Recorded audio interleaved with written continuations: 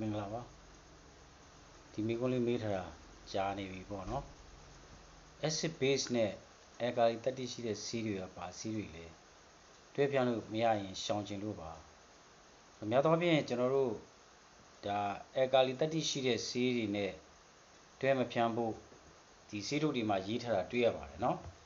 တိတ် acid နဲ့တွဲမဖြန်းရလို့တော့မရှိပါဘူးများသောအားဖြင့်ဒီ alkali နဲ့ရှောင်ခိုင်းတာပေါ့နော် alkali တတိရှိတဲ့ဆေးတွေကဘယ်လိုဆေးလဲဆိုရင်ဒီ copper အုပ်စုတွေပါ copper hydroxide copper oxychloride တို့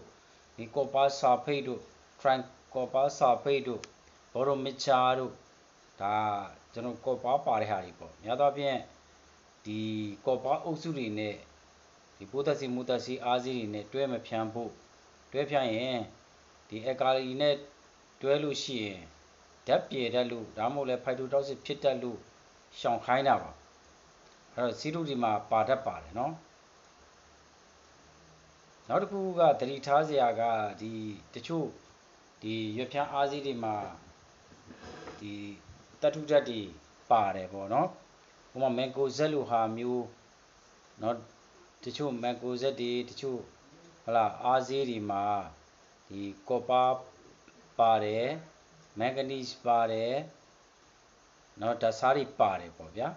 အဲ့ဒါတွေကဒီ acid အာနိသင်ရှိတဲ့ဒီမိုးသက်ဆေးတွေနဲ့မဖြန်းရဘူးဒါကြောင့်ဒီမိုးသက်ဆေးက acid တွေများတာပေါ့နော်အဲ့တော့အဲ့မိုးသက်ဆေးတွေနဲ့ဒီဓာတ်ဆားတွေပါတဲ့ mineral တွေပါတဲ့ဒီရွက်ဖျန်းအားဆေးတွေနဲ့တွဲမဖြန်းရဘူးလို့ပြောပြတာဒါကရွက်ဖျန်းအားဆေးနဲ့မိုးသက်ဆေးနဲ့တွဲဖြန်းရင်ဒီအငံဓာတ်ပါတဲ့အတွက်ဒီမိုးသက်ဆေးတွေအာနိသင်ပြေသွားတတ်တယ်ပေါ့နော်နောက်ပိုးသက်ဆေးတွေမှာလည်းဒီလိုပဲ acid ဓာတ်ဖြစ်တဲ့အတွက်alkali ပစ္စည်းတွေနဲ့ရောလို့ရှိရင်ဆေးအာနိသင်ပြေသွားပြီးပိုးမသေးတာတွေဖြစ်တာပေါ့နော်များသောအားဖြင့်ပိုးကောင်တွေရဲ့1 byte ထဲမှာတောင်မှ alkali တတိရှိတဲ့အတွက်ဒီ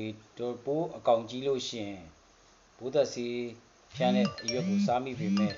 အစာအိမ်တွေက alkali အရည်နဲ့တွေ့တာနဲ့ဓာတ်ပြေသွားတာမျိုးတောင်ရှိတယ်လို့ပညာရှင်တွေဆိုတယ်เนาะဒါကြောင့်ပိုးသက်ဆေးဖြန်းတဲ့အခါမျိုးမှာလည်းပဲဒီ alkali တတိရှိတဲ့เนาะဒီ